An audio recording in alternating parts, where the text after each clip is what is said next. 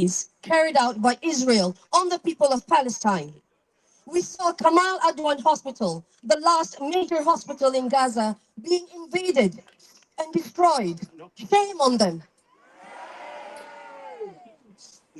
We saw Dr. Hussam Abu Safia being captured.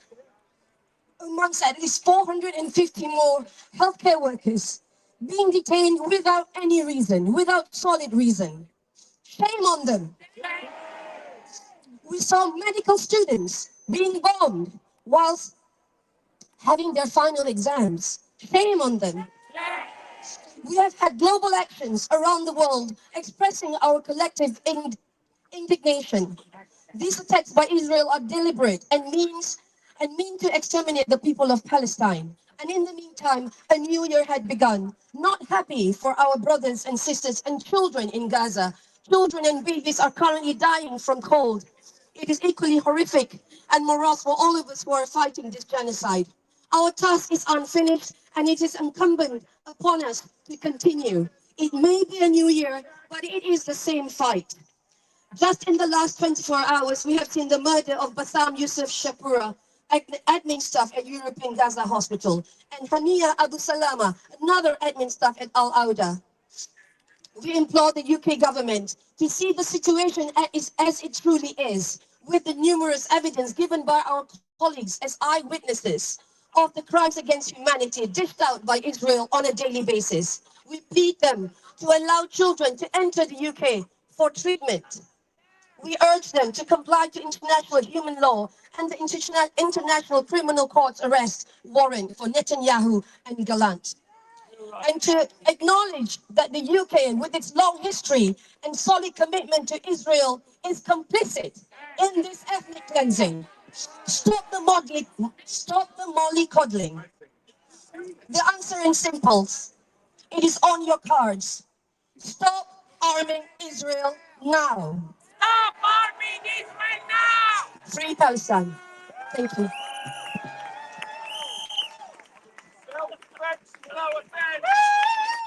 Our next speaker is here representing the Campaign for Nuclear Disarmament, one of the co-organisers of today's rally. Please give a warm welcome to CND's General Secretary, Sophie Bolt. Thank you very much, and it's amazing to see so many of you here tonight protesting at such short notice. So CND joins the call for the safe release of all detained Gaza health workers, including Kamal Adwan Hospital Director Hussein Abu Safia. We have all seen the horrific conditions in which medical staff have been working. Denied medical equipment by Israel's deadly blockade, having to perform operations without anaesthetic. All this while, Israel is bombing them. Most hospital staff have refused to leave their patients despite the risk of death from Israeli bombardment. And this is because of the huge bravery and humanity of these workers. They know that these hospitals and medical facilities, often reduced to tents, are the last vestiges of life-saving support for the Palestinian people. And their powerful testimony has been absolutely critical in exposing the barbarism of Israel's genocide. The kidnapping, torturing and executing of healthcare workers is a war crime. It is part of Israel's deliberate destruction of humanitarian support to take away this last vestige of life-saving support. To punish those healthcare workers who refuse to stop trying to save lives and to silence them.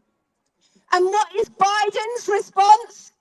To arm Israel even further to the tune of $8 billion.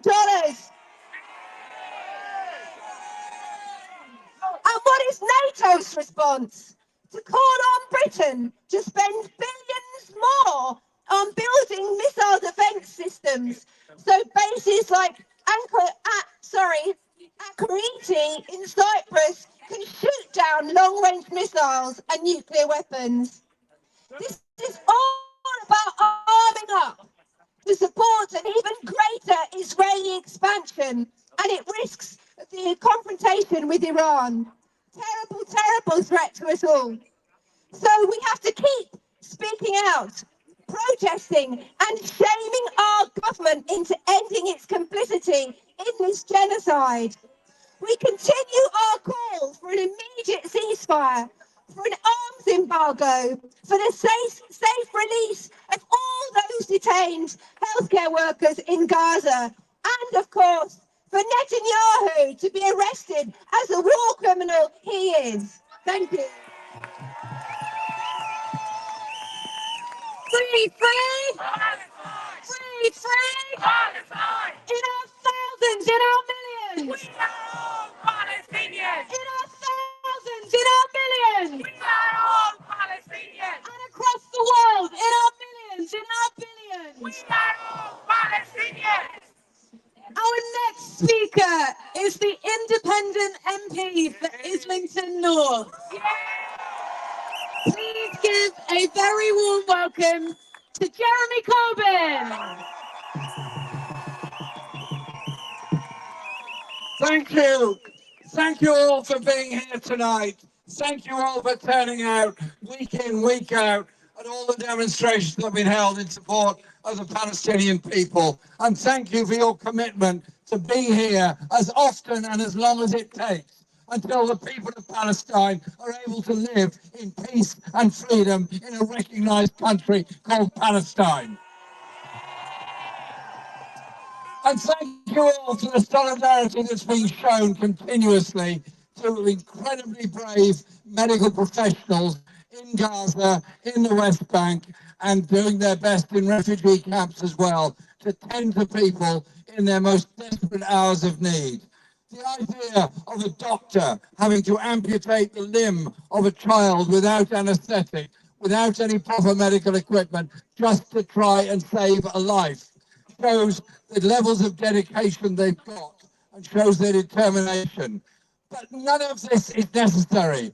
Every one of those operations that's taken place in these terrible, difficult conditions are but a few kilometres away from the supply of anaesthetics, medicine, clean water, all the other things that hospitals need. This is a deliberately created health crisis, deliberately created by the Israeli Defense Force and its bombardment of Gaza and its killing of medical professionals. So we mourn every single one of them that has died trying to do what their whole lives is about. And the image of Dr. Sophia walking away from a destroyed hospital brings back to me the memory of a few weeks ago in that big demonstration we had in Whitehall. I read out his report from his hospital of what life was like trying to treat people under bombardment. If ever there's a war crime, this is the war crime of all time, when a country deliberately targets health facilities and hospitals and medical professionals. That's why we're here in solidarity. But we're here for a political purpose as well. We're right outside Parliament. We're right outside a place where decisions are made. And to its shame, this government is still supplying weapons to Israel. It's still allowing the Royal Air Force Base at Akriti to be used as a staging point. And so it's all very well to recognise the decisions of the International Criminal Court and the arrest warrants it issued, and the International Court of Justice in its recognition of the genocide that's going on. But it goes a stage further.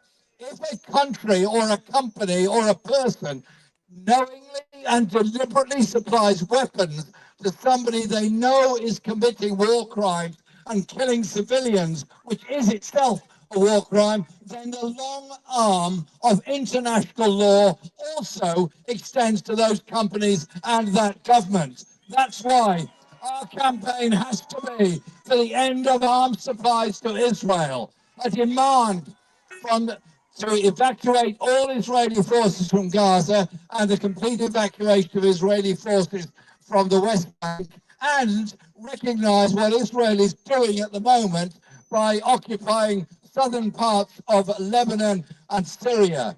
We cannot have this. They've got to withdraw. There's got to be an end to the arms supplies. There's got to be support for the Palestinian people.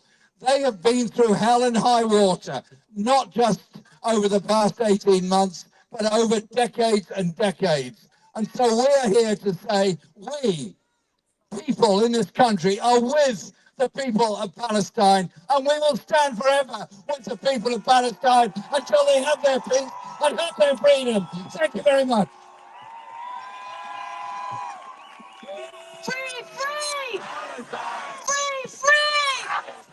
Free, free! Now I want you all to shout so loudly that the war criminals in that building can hear you.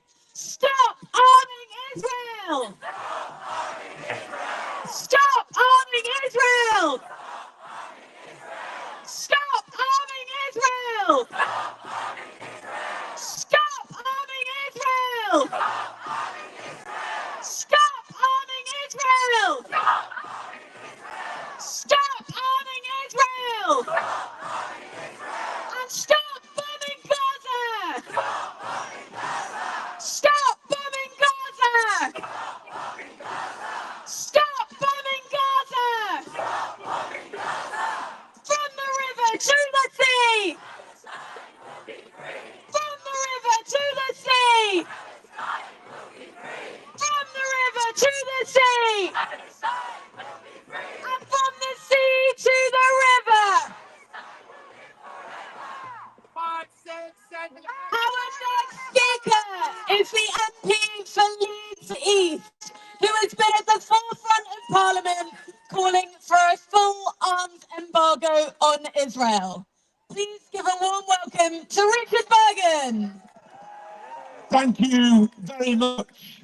And let's be clear, Israel's deliberate assault on Gaza's healthcare system is a war crime.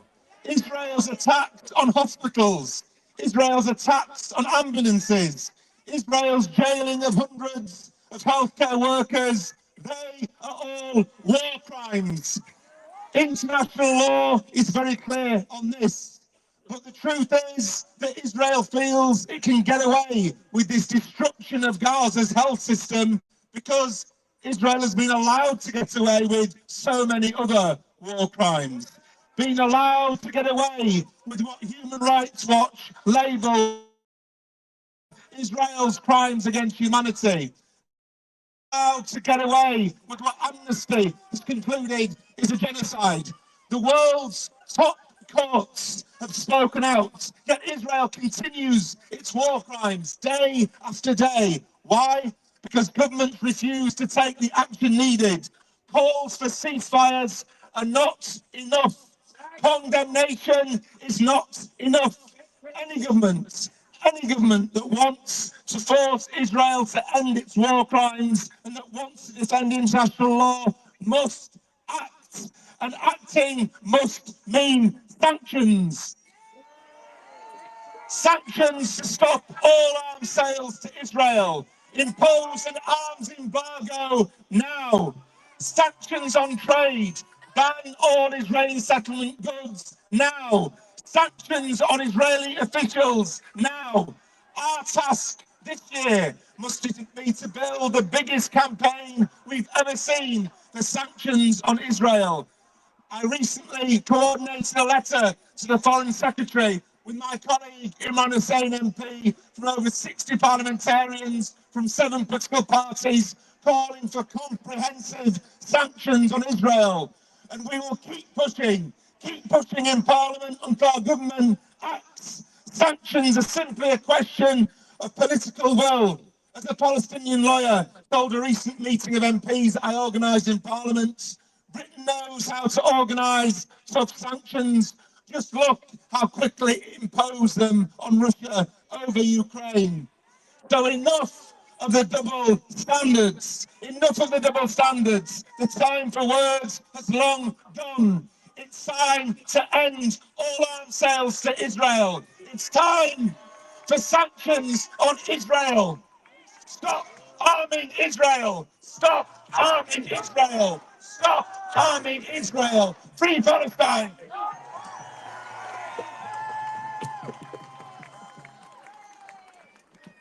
Our next speaker is the MP for Hayes and Harlington, and a key voice in Parliament pushing for the recognition of the international rights of the Palestinian people. Please give a warm welcome to John McDonnell. You've heard some eloquent speeches, and you've heard a set of demands. I just want to make a quiet statement. Over the last year now, in the building opposite in Parliament, we've had a succession of the doctors coming back from Gaza and the health volunteers. And they've explained to us in graphic detail what they've experienced. Some of them, even as professionals going through and providing their medical aid, have admitted they've been scarred for life at what they've seen and the suffering, particularly of the children. And then this last week we saw, I suppose, the symbol of medical care in Gaza, Dr. Hussam Abu Safia, taken by the Israeli Defense Forces and imprisoned. What we've been calling for is for our own government to demand his release. Keir Starmer as Prime Minister and David Lammy as the Foreign Secretary should be demanding his release. And you know, it brings shame on our country that they've said nothing. But worse, by saying nothing, you become complicit. And therefore, the reason many of us have been demonstrating these last few days, and all of you are here, is to make one simple demand on our own government to stand up now and demand Hussam's release. Because if we can secure his release, we can demonstrate to the world that action that you're taking today in these demonstrations have their effect. But let's make it absolutely clear to our own government, to our own Prime Minister, to our own Foreign Secretary, we will not stop. We will not rest. There will be no peace until they fulfill their responsibilities in these coming days and demand the release of Dr. Safia, because he's desperately needed to cope with the suffering of the Palestinian people. But above all else, of course, we want a ceasefire. That ceasefire could bring about peace and justice for the Palestinian people, and yes, the release of the hostages. But that ceasefire will only be brought about by a mobilization of the international community. And again, if our government stands to one side, it not only shames our country, it becomes complicit in the war crimes that are taking place there. So we're here with one simple demand today, for our own government to stand up once at least to secure a basic human right of a doctor to be able to go back and treat his patients. Solidarity. Free, free! Free, free! Free, free! From the river to the sea! Our next speaker is here today representing the Muslim Association of Britain, one of the co-organisers of today's rally. Please give a warm welcome to Ragad Al-Takriti. Brothers, sisters, friends, assalamu alaikum, peace be upon you all. We stand here today to speak for a man who has dedicated his life for others, Dr. Hussam Abu Safia. Dr. Hussam is embodiment of everything Israel seeks to destroy. They're not just dropping bombs on hospitals. They're annihilating the lifelines of a society and stripping Gaza of its future. Make no mistake.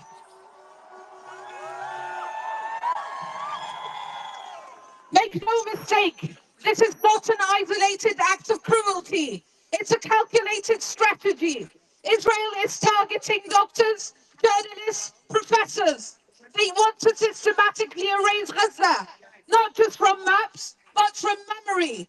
They want to Gaza without hospitals, without classrooms, without hope. Right now, Dr. Hussam sits in an Israeli prison, his life hanging by a thread. We know what happens in these prisons. We've seen the videotapes. Palestinian prisoners gang raped by Israeli soldiers, beaten, tortured, stripped of every shred of dignity. His life is at imminent risk. Dr. Hussam devoted his life to his people. For weeks, he pleaded for help, not for himself, but for his patients, for his hospital, for his colleagues. He stayed when he could have left. He stayed despite the threats, despite the bombing, despite the siege as Israeli tanks prevented water, food or medicine into the hospital. The same way the world watched as the Ahli hospital was bombed. It remained silent as Al-Shifa hospital was torched. And when Kamal Adwan hospital was bombed, when its staff and patients were kidnapped, the silence only deepened. Shame. We demand the immediate release of Dr. Hussam. We refuse to stay silent as they attempt to turn him into another statistic. And we won't stop until every Palestinian prisoner is released. As we speak, Israel is dropping bombs that skin people alive, bombs that decapitate children, bombs that annihilate entire families, entire neighborhoods, entire bloodlines. These are bombs that create orphans and then destroy the hospitals meant to care for them. We must refuse to let them turn these horrors into business as usual, to normalize the scenes of slaughter, destruction, and death. We must not stop until Palestine is free from the river to the sea. Palestine is free from the river to the sea.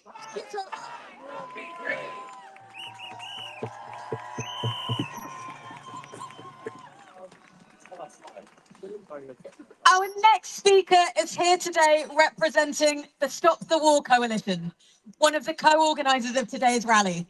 Please give a warm welcome to Chris Nynham. Thanks very much. And congratulations to everyone for coming out once again. A year ago, we would never have imagined we'd have to be here protesting in the new year. But it's fantastic to see so many of you standing firm and standing strong. This is an unprecedented movement. Anyone who doubts that there is a genocide taking place in Gaza hasn't been paying attention to what has been going on in the hospitals and to the health workers in Gaza and in Palestine generally. 1,000 health workers have been killed since October the 7th, 2023. 650 hospitals and health facilities have been attacked by the IDF. The United Nations itself has made the report, has made the clear statement that hospitals in the Gaza Strip are battlefields. None of this could have happened. None of this could have happened if it wasn't targeted. None of this would have happened if it wasn't premeditated, if it wasn't planned. And I want us tonight to salute the bravery, the heroism, and the selflessness of the health workers of Gaza and the health workers in the hospitals who have stood right up to the end in the most desperate conditions to try and do something to improve the lives, to ease the pain, to assuage the misery of the population in Gaza. But I also want to say what a contrast their behaviour is to the behaviour of the political elites and the establishment in this country. How could it be? How could it be when every decent citizen here and around the world has been horrified by what has been happening in the Gaza Strip over the Christmas break? How can it be that there has not been one word from the front bench of the Labour Party or from any of the leadership of the Westminster politicians, let alone a protest? It's a disgrace, and it's a sign of inhumanity. It is a sign of a deep lack of empathy and a sign of ignorance on their part, but it's much more than that. It is also about collusion and participation. We must remember, we must keep reminding ourselves that none of the horrors that are taking place at the hands of the Israeli government and the IDF would be possible without the support of the British government and the government of the United States of America. And I want to say, on behalf of all of us, that today we are reaffirming our commitment to keep protesting until the genocide is over, to keep protesting until there is a ceasefire, and specifically to keep campaigning until the British government stops arming the Israeli government, the Israeli army, in the midst of this genocide. And just to conclude, I also want to put on record my sense of shame and horror at the media. The media has been almost silent in the midst of these horrors over the last few weeks. And we have also seen the shocking revelation that one of the leading editors at the BBC, who deals with so much of the Middle East coverage, his last job was working for an organisation backed by the CIA. That is a scandal, and this kind of behaviour by the BBC is one of the reasons why the next national demonstration in support of the Palestinian people is starting at the BBC, where we are going to hold a protest to hold them to account.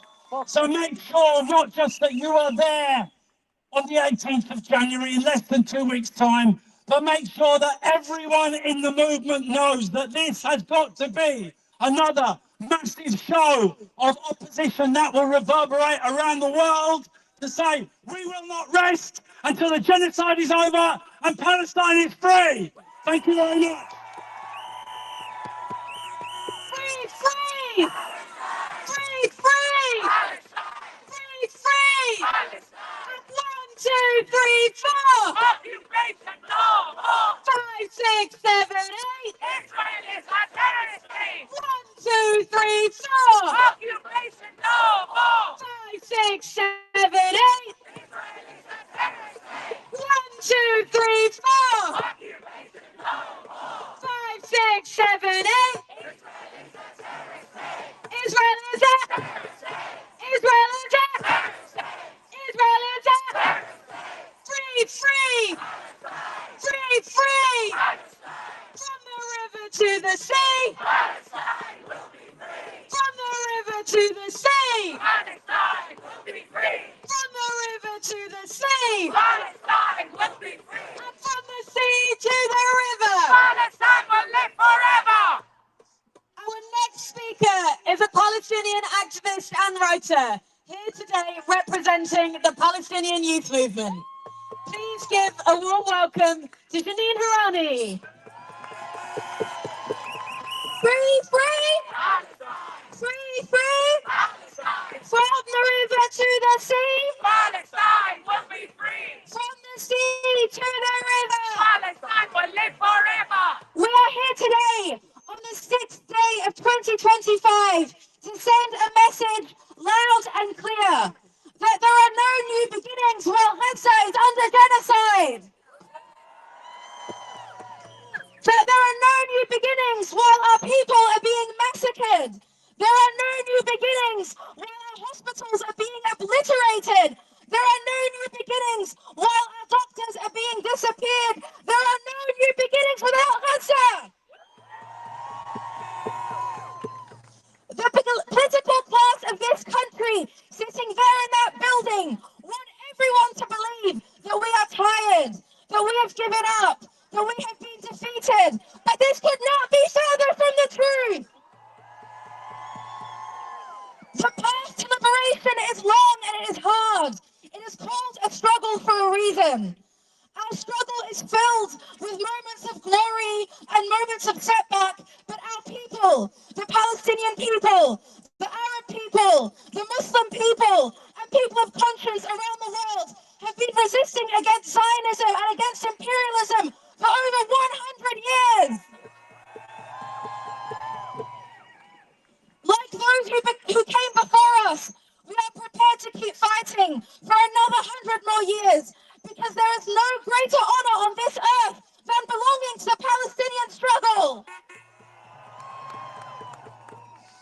In this capitalist society, New Year's are meant to mark new beginnings, a break from the past to make new resolutions and absolve ourselves of those we did not carry out in the previous year. But as Palestinians, our history is the future and our struggle is now. The Palestinian struggle is strengthened by and firmly rooted in our past, in our martyrs that have made the ultimate sacrifice, in our prisoners who guide us on the path to liberation, and in the history and legacy of our steadfast resistance. Today, on the 6th day of 2025, the only New Year's resolution we have made is a recommitment to the Palestinian struggle until liberation and return, until Palestine is free from the river to the sea. Free, free! Free, free! From the river to the sea! From the river to the sea! From the sea to the river! From the sea to the river! In our thousands, in our millions!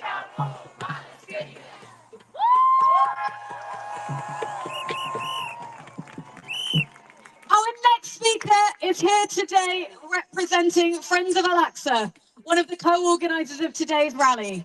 Please give a warm welcome to Sauda Badat.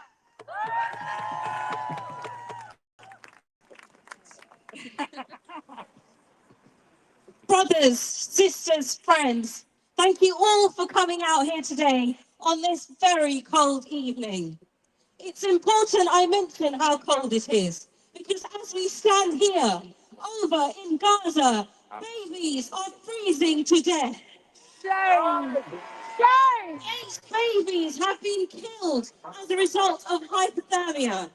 And how does our mainstream media report this?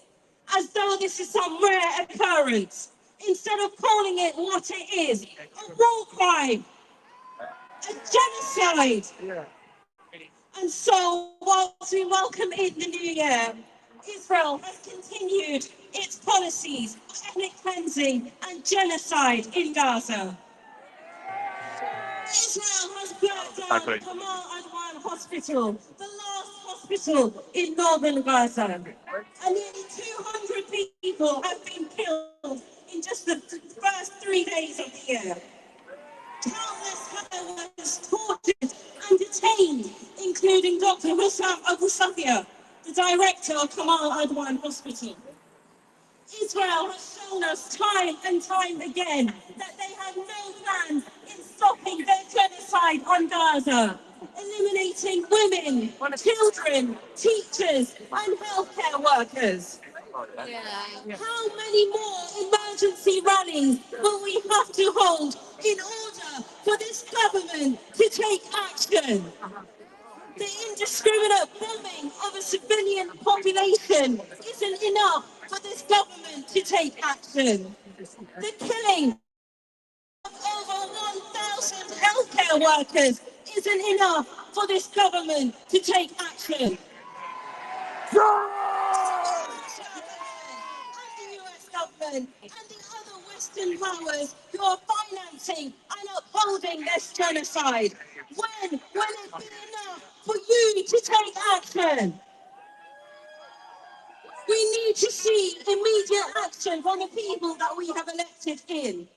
We need to see the immediate release of all detained Palestinians from across Gaza to the West Bank.